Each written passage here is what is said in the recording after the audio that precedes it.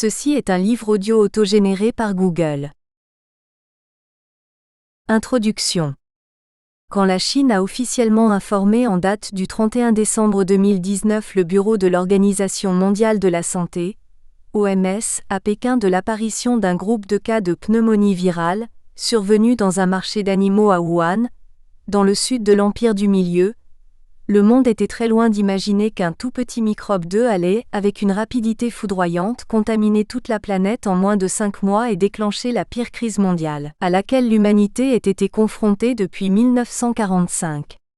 En effet, cette maladie due à un nouveau coronavirus, considérée comme une urgence de santé publique de portée internationale le 30 janvier 2020 et envisagée comme une pandémie à partir du 11 mars 2020, a officiellement touché, jusqu'à maintenant, plus de 260 millions de personnes et entraîné la mort de plus de 5 millions d'entre elles.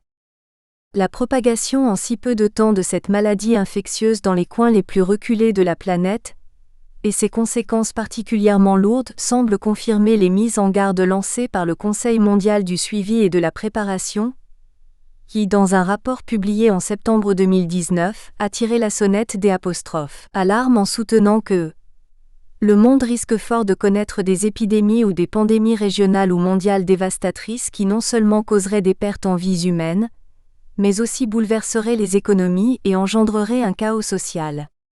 La diffusion internationale de cette maladie à coronavirus, baptisée Covid-19 par l'OMS, et ses effets dévastateurs suscitent des interrogations et appellent, pour le moins, 3 observations. En premier lieu, cette pandémie a mis au grand jour la vulnérabilité sinon la fragilité du monde du XXIe siècle et questionne par la même occasion sa résilience et sa préparation face aux défis sanitaires. En effet, comme l'a souligné le rapport du groupe de personnalités de haut niveau sur les menaces, les défis et le changement, les maladies infectieuses sont considérées comme des menaces d'ordre social et économique qui ont le potentiel de guetter l'humanité dans les décennies à venir. Ce constat correspond à celui de l'Institut Pasteur qui a reconnu que les maladies infectieuses émergentes et réémergentes continuent de représenter une menace pour la santé publique dans le monde entier. Cette vulnérabilité est devenue criante quand on sait que les atteintes portées à l'environnement ont un impact considérable sur la prolifération des agents pathogènes et que les conséquences nées notamment de la déforestation, des changements climatiques et de l'urbanisation ont modifié les habitats naturels et ont majoré les risques de transmission à l'homme des virus grippaux circulant continuellement chez les animaux. D'ailleurs, selon l'OMS, 60% des maladies infectieuses émergentes signalées dans le monde sont des zoonoses et 75% des maladies humaines émergentes détectées au cours des 3 dernières décennies sont d'origine animale. En deuxième lieu, la Covid-19 a mis en exergue la réalité du phénomène de la mondialisation qui constitue un trait marquant des relations internationales contemporaines, qui renforce conséquemment cette interdépendance objective entre les peuples, et qui permet aux maladies infectieuses de toucher plus rapidement les parties les plus lointaines du globe terrestre. Sur les 10 menaces identifiées pour la santé mondiale en 2018 par l'OMS, l'institution spécialisée de l'ONU a considéré qu'une autre pandémie grippale est inévitable et que dans ce monde interconnecté, la survenue de la prochaine flambée de grippe d'ampleur mondiale n'est qu'une question de temps. Ainsi, dans un monde où le temps de déplacement d'un point à l'autre du globe ne dépasse pas 36 heures tandis que le temps d'incubation peut s'étendre sur plusieurs jours, on ne saurait être surpris du fait que la Covid-19 a gagné tous les pays du monde en moins de 5 mois. Dès lors, les principaux acteurs sur la scène internationale et plus particulièrement les sujets du droit international se doivent de prendre conscience de cette interdépendance consécutive à la globalisation des dangers sanitaires, et de se préparer à riposter à l'apparition des grippes pandémiques non pas en ordre dispersé mais de manière coordonnée. En dernier lieu, la Covid-19 a mis en lumière le caractère transversal sinon transsectoriel du phénomène. Si le défi pandémique se manifeste au prime abord par une dimension sanitaire, ses implications sont susceptibles de se répercuter dans tous les compartiments des relations entre les peuples et dans toutes les sphères d'activité des États. Ainsi, en plus du secteur strictement sanitaire, les défis pandémiques sont liés au développement, à la paix, la sécurité, aux droits de l'homme, à l'humanitaire, au transport, au commerce, aux migrations, etc. Autrement dit, Les effets des défis pandémiques se produisent dans toutes les zones de la vie internationale, et requièrent de la communauté internationale des actions coordonnées dans tous les aspects de la vie internationale, l'objectif étant de répondre aux crises nées des pandémies. Si l'émergence et la transmission des maladies infectieuses sont aussi vieilles que l'histoire de l'humanité est préoccupée les groupements sociaux depuis au moins la révolution néolithique, si depuis le XVIe siècle, des pandémies de grippe ont été décrites à des intervalles allant de 10 à 50 ans, les entités politiques qui allaient devenir des États au XVIIe siècle et qui sont actuellement les sujets primaires du droit international, dans le but de protéger leur population des grandes épidémies, ont commencé à organiser dès le XIVe siècle par des moyens de santé publique comme la quarantaine maritime et à partir de la fin du XVIIIe siècle, par des moyens biologiques comme la vaccination. Alors que les grandes épidémies, la peste, le variole, le choléra, la dysenterie, Ebola, comme les pandémies de grippe, la grippe espagnole de 1918, la pandémie de grippe asiatique de 1958, la grippe de Hong Kong de 1968, le SRAS de 2003, la grippe A(H1N1 de 2009, etc., ont fauché beaucoup de vies en dépit des progrès scientifiques notables en la matière. Les États n'ont pas baissé les bras devant la diffusion internationale des maladies transmissibles. Ainsi, pour éviter que les mesures de quarantaine décidées unilatéralement ne portent sévèrement atteinte à la circulation des personnes et des marchandises, les États ont donc décidé à partir du milieu du XIXe siècle de coopérer afin de lutter ensemble contre la propagation internationale des maladies infectieuses. Les conseils quarantenaires institués par les États européens au XIXe siècle constituent la première étape historique dans l'intérêt de la communauté internationale pour la protection juridique de la santé humaine. La deuxième étape de la coopération internationale en matière de lutte contre les maladies infectieuses a épousé les formes d'une diplomatie de conférence, en vue de l'adoption des règles communes et de l'harmonisation de la pratique des États en la matière. À ce propos, de 1851 à 1926, 12 conférences sanitaires internationales furent réalisées. La mise en place d'organisations internationales à objet sanitaire constitue la troisième forme de manifestation de la coopération internationale sanitaire entre les États pour faire face aux maladies infectieuses. Ainsi, en 1902, la première organisation internationale sanitaire régionale était fondée sur le continent américain. Il s'agit du Bureau sanitaire panaméricain, future organisation panaméricaine de la santé. Sur le plan universel, on assiste également à la création en 1907 de la première organisation mondiale et permanente en la matière, en l'occurrence l'Office international d'hygiène publique et en 1946 à la fondation de l'OMS. Cela exposé, cette recherche se propose d'examiner la manière dont les organisations internationales aménagent la riposte aux pandémies. Si la question des pandémies est susceptible de capter l'attention d'un internationaliste publiciste à plusieurs égards, elle sera envisagée ici sous l'angle du droit des organisations internationales. Ainsi, ce travail ne prendra pas en compte les initiatives purement nationales et unilatérales déployées par les États pour faire face aux événements pandémiques. Il ne considérera non plus les actions mises en œuvre par d'autres acteurs des relations internationales contemporaines, comme les ONG et les entreprises multinationales. Considérant que le droit international de coopération, à l'inverse d'un droit international de coexistence, porte les États à s'associer et à jouer un rôle positif à travers un effort commun et appréhendant l'organisation internationale comme la méthode de coopération interétatique la plus perfectionnée de notre époque, ce travail de recherche s'interrogera sur la question de savoir si, pour faire face aux pandémies, les organisations internationales se limitent à leur domaine d'activité sans adapté aux situations et aux défis entraînés par ces événements de santé publique, ou si elles collaborent entre elles et coordonnent leurs actions. L'interrogation centrale est donc la suivante: comment les organisations internationales réagissent-elles aux pandémies? L'hypothèse de travail est que, tout en se fondant parfois sur de nouvelles méthodes de travail, la riposte des organisations internationales aux pandémies est caractérisée par le déploiement des actions normatives et opérationnelles adaptées. Du fait des implications multidimensionnelles et des répercussions transversales de ce problème international de santé publique, l'action des organisations internationales est également marquée par la coopération normative et par la coordination des activités opérationnelles. La notion organisation internationale se définit comme une organisation instituée par un traité ou par un autre instrument du droit régi par le droit international et dotée d'une personnalité juridique internationale propre. Sujets institués du droit international.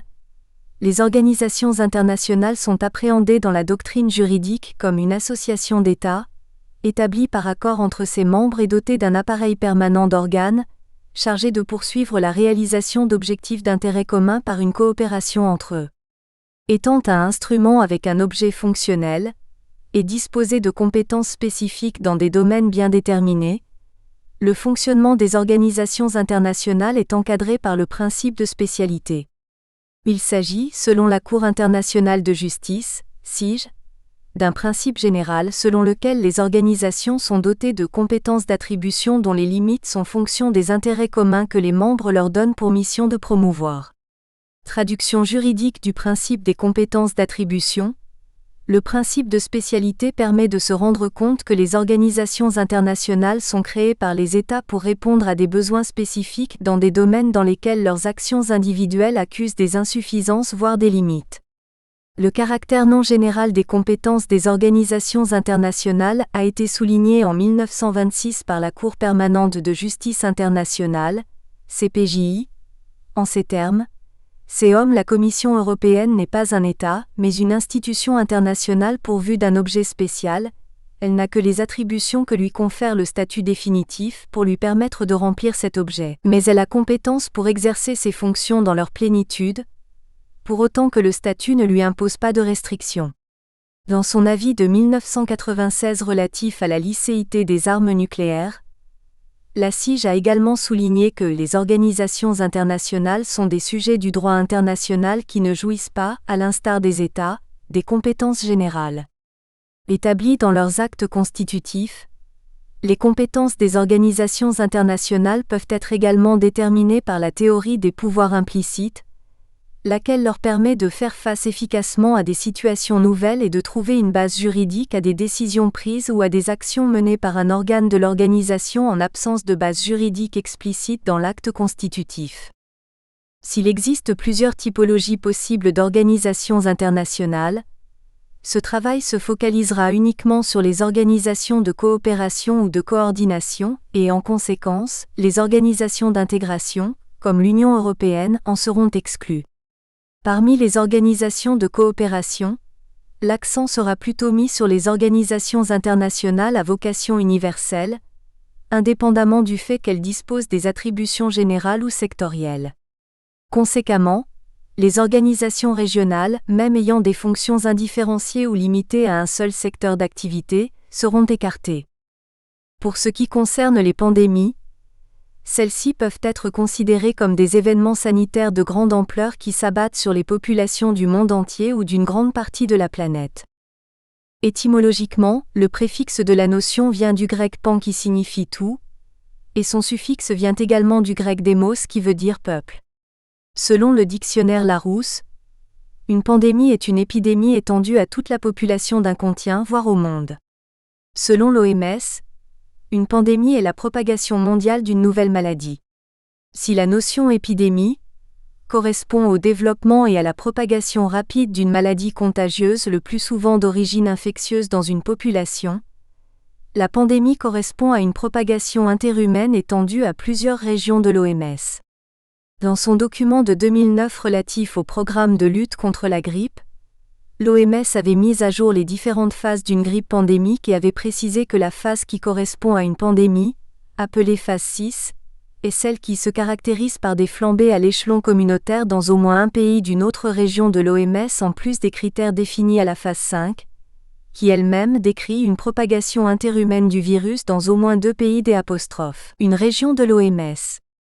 Par ailleurs, à raison du caractère décentralisé de la société internationale contemporaine et du droit ayant vocation à l'encadrer, la qualification d'une maladie de pandémie ou d'épidémie peut varier en fonction de l'entité qui qualifie. C'est en effet le cas du paludisme qualifié de pandémie par l'Assemblée générale de l'ONU alors que cette qualification est rejetée par l'OMS. Il en est de même pour le VIH-Sida qui est considéré comme une pandémie mondiale par l'Assemblée générale de l'ONU, tandis que le Conseil de sécurité l'envisage comme une épidémie. Pour sa part, ce travail portera sur les pandémies de manière générale et prendra également en compte les grandes épidémies comme par exemple le syndrome respiratoire aigu sévère, SRAS, ou la maladie à virus Ebola. Si cette étude se propose d'analyser la riposte des organisations internationales aux pandémies, il est à noter que des juristes internationalistes se sont déjà penchés sur la façon dont le droit international public réagit aux maladies infectieuses et particulièrement aux pandémies. En effet, si l'on nommait les travaux abordant le sujet sous l'angle du droit international de la santé, on doit tout d'abord mentionner, comme Hélène de Putter l'a souligné, le texte du professeur David P. Fiedler, publié en 1999 et intitulé « International Law and Infectious Diseases ». C'est un ouvrage qui traite de manière thématique les domaines et les aspects juridiques relatifs aux maladies infectieuses. Cette présentation se justifie selon l'auteur par l'absence d'un régime juridique propre aux maladies infectieuses. Ensuite, en 2006, un colloque était organisé sur le thème suivant, la société internationale et les grandes pandémies. Dans le rapport introductif des actes dudit colloque, le professeur Jean Salmon, qui a souligné le caractère transfrontière et contrebandier des virus pandémiques et qui met en avant le fait que le premier réflexe des États était de recourir à des mesures unilatérales pour faire face à un danger qui leur vient de l'extérieur, a expliqué Q'. À la fin du XIXe siècle, le droit conventionnel bilatéral était développé par certains États dans le cadre de la prévention contre la propagation de certaines maladies infectieuses dans certaines régions frontalières. Il a également brossé les grands traits du développement du droit conventionnel multilatéral dans le cadre de la lutte contre la propagation internationale des pandémies. De plus, s'il y a jusqu'à présent un ouvrage qui fait autorité en la matière dans la doctrine juridique française ou même francophone, c'est bien sûr la thèse de Hélène de Putter dont la publication date de 2015. Intitulée « Le droit international face aux pandémies, vers un système de sécurité sanitaire collective », cette thèse s'est articulée autour de l'idée que la lutte contre les pandémies, qui devrait se fonder sur la recherche d'un équilibre entre la sécurité de l'État et la liberté des échanges, prenait la forme d'un système de sécurité sanitaire collective. Dans sa première partie, l'ouvrage dresse un état des lieux de l'action collective contre les pandémies, et dans la seconde partie il démontre que cette action collective, du fait de sa fragmentation et de son caractère incomplet, laisse la place à une action individuelle contre les pandémies. Cette thèse situe les actions des organisations internationales dans le cadre de l'action collective des États contre les pandémies en relatant, d'une part, la coopération étatique canalisée par l'OMS et d'autre part, la coordination interinstitutionnelle développée par les organisations concernées. En outre, la Société française pour le droit international a organisé son colloque de 2018, année marquant le centenaire de la pandémie de grippe espagnole, autour du thème suivant, Santé et droit international. Dans les actes dudit colloque publiés en 2019, le problème relatif au statut de la santé a été posé et est envisagé d'abord comme un droit internationalement protégé, ensuite comme un élément de la sécurité collective et enfin en tant que marché. Les normes et les acteurs de la santé y sont également abordés. Il en est de même pour les atteintes à la santé. La coopération internationale en matière de surveillance et de riposte aux épidémies et aux pandémies est évoquée parmi des enjeux contemporains et fait l'objet d'une contribution de la part de Hélène de Putter. En plus du rapport entre la santé et les nouvelles technologies, le problème de la santé dans le cadre des organisations régionales est également posé dans les actes dudit colloque, ainsi que celui de l'accès à la santé au regard du droit international. Si cette revue de la littérature s'est proposée de restituer la façon dont les travaux scientifiques rendaient compte de la manière dont le droit international réagit face aux défis pandémiques causés par les maladies infectieuses, force est de constater qu'il n'existe pas beaucoup d'ouvrages et de thèses ayant abordé, du moins dans la doctrine juridique francophone, le problème de la riposte aux pandémies sous l'angle purement et uniquement du droit des organisations internationales, si l'on nommait bien entendu la thèse de Hélène de Pouter qui est l'apostrophe à traiter mais sous l'angle de la sécurité sanitaire collective, et quelques articles publiés dans des revues. Dès lors, une étude qui se propose d'examiner la manière dont les organisations internationales réagissent et s'adaptent aux défis générés par les pandémies ne serait pas un travail superflu, ce pour plusieurs raisons. D'abord, la pandémie de la Covid-19 confère une grande acuité voire un regain d'intérêt à cette question. Ensuite et surtout, les conséquences de la Covid-19 sur les méthodes de travail des organisations internationales constituent une question d'actualité car cette pandémie a bouleversé le fonctionnement de ces sujets dérivés du droit international. Enfin, les actions déployées par les organisations internationales pertinentes pour faire face aux défis pandémiques sont appelées à évoluer, à s'adapter et à s'étoffer. Il est donc intéressant de comprendre comment cette riposte s'est-elle adaptée à la pandémie de Covid-19 et aux grandes épidémies de la deuxième décennie du siècle en cours. Une étude traitant sous l'angle du droit des organisations internationales, de la façon dont ces dernières réagissent et s'adaptent aux pandémies semble être opportune. Le travail se propose donc de démontrer que, d'une part, la riposte des organisations internationales aux pandémies est marquée par une double adaptation, partie 1, et que d'autre part, cette riposte, du fait du caractère transversal et transsectoriel des pandémies, est caractérisée par la coopération normative et la coordination des activités opérationnelles, partie 2. Partie 1. L'adaptation de la réponse des organisations internationales aux pandémies. Les organisations internationales sont créées par les États pour favoriser la réalisation de certains buts d'intérêt commun, par le biais d'actions collectives. Pour remplir la mission ayant justifié leur création, elles adoptent des méthodes de travail qui assurent leur fonctionnement continu et régulier, et qui permettent à ces différents organes de s'acquitter de leurs responsabilités. Étant des sujets de droit évolutif et appelés, comme tout corps social, à s'adapter et à se transformer en fonction de leur environnement social, les organisations internationales se doivent de se montrer sensibles à la nécessité d'ajuster leurs actions aux besoins évolutifs du monde contemporain. À ce propos, la pandémie de Covid-19 semble avoir posé un double défi aux organisations internationales. D'une part, elle a bousculé les méthodes de travail traditionnelles de ces sujets dérivés du droit international et handicapé le fonctionnement habituel de leurs organes. D'autre part, les conséquences sans précédent entraînées par cet événement sanitaire extraordinaire exigent des organisations internationales une riposte substantielle appropriée dans le cadre des compétences qui leur sont attribuées.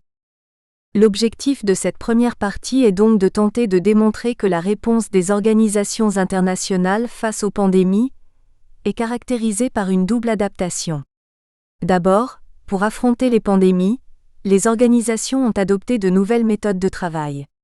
Ensuite, elles ont ajusté leur cadre d'action conformément au domaine d'activité ayant justifié leur création et pour lequel elles sont compétentes. Pour ce faire, dans un premier temps, seront présentées à travers l'exemple de l'Organisation des Nations Unies, ONU, les nouvelles méthodes de travail adoptées par les organisations internationales pour s'adapter aux circonstances inédites entraînées par les pandémies, chapitre 1. Ensuite, sera abordée la question de l'adaptation de leurs actions normatives et opérationnelles aux défis posés par les pandémies, chapitre 2. Chapitre 1. L'adaptation des méthodes de travail des organisations internationales, l'exemple de l'ONU à l'occasion de la Covid-19. Les organisations internationales sont fondées pour accomplir des buts bien déterminés. Appelées dans leur vie institutionnelle à affronter des situations nouvelles, elles se doivent de s'y adapter car elles disposent d'un pouvoir d'auto-organisation. Ainsi, face aux circonstances exceptionnelles entraînées par la pandémie de Covid-19, aux mesures édictées par les États hôtes pour éviter la propagation du virus sur leur territoire et à la nécessité de protéger leur personnel, les organisations internationales ont été amenées à adapter leurs méthodes de travail. Cet effort d'adaptation peut être illustré à travers l'exemple de l'ONU. En effet, tant l'Assemblée générale, section I, le Conseil de sécurité section 2 que les organes intégrés de l'ONU section 3, ont adopté de nouvelles méthodes de travail dans l'objectif de s'adapter aux situations extraordinaires provoquées la pandémie de Covid-19. Section 1. Les procédures de travail aménagées par l'Assemblée générale de l'ONU.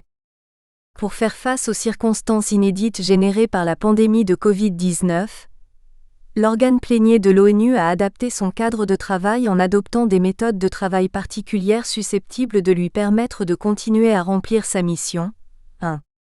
Ayant permis à l'Assemblée générale d'adopter un ensemble de décisions et de réaliser des activités essentielles pour la vie de l'organisation, la mise en œuvre de ces nouvelles procédures mérite d'être appréciée. 2. 1. Exposer des procédures adoptées. Alors que le SARS-CoV-2 est considéré à partir du 11 mars 2020 comme une pandémie et que la ville de New York était soumise à une quarantaine stricte dans un pays qui était devenu l'épicentre mondial de la maladie, la 74e session de l'Assemblée générale, dans l'objectif de trouver les voies et moyens pour continuer à s'acquitter de ses fonctions et exercer ses pouvoirs, est obligée de s'adapter aux circonstances sans précédent entraînées par la pandémie. Dans cette perspective, elle a adopté des procédures spéciales concernant le vote des décisions et des résolutions, la tenue d'élections sans réunion plénière et l'organisation du débat général dans le cadre de la 75e session ordinaire de cette Assemblée.